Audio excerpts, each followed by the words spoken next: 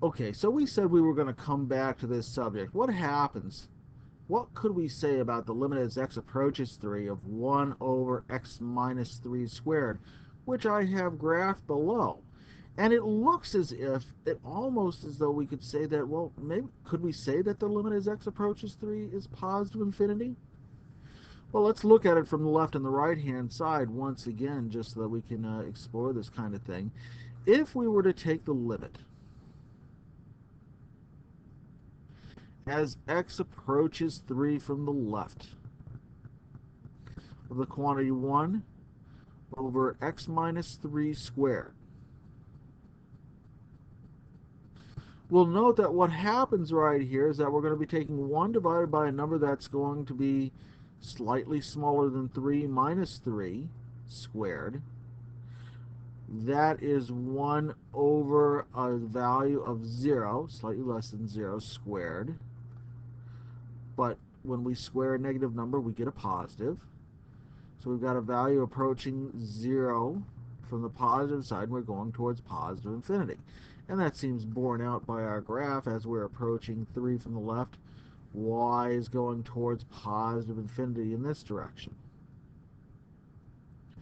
Then we look at it from the right-hand side. Let's take our limit as x approaches 3 from the right this time of 1 over the quantity x minus 3 squared.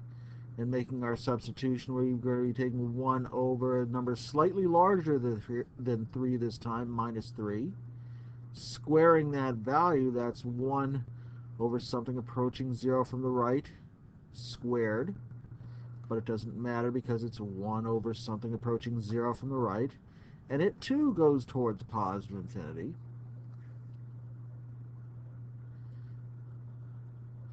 So we might ask the question, does this mean that our entire limit right here is infinity?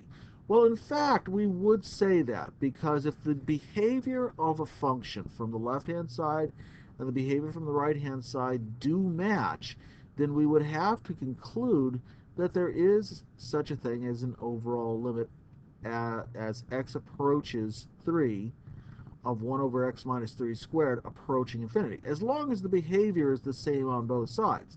Now, again, we should emphasize, this does not indicate that the value of the function exists. In other words, that this function is behaving like it's approaching a single value. It's not. This is what we call unbounded behavior, and in that sense, unbounded behavior means that we have a function's value that does not exist.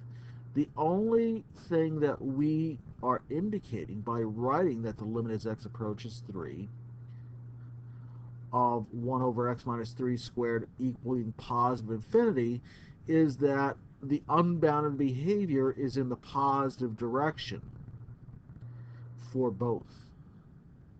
And that's it. That's all we can say about this function outside of the behavior if we're graphing and we're looking at the way this graph acts. But that's it. Making Buzz Lightyear happy. See you in class.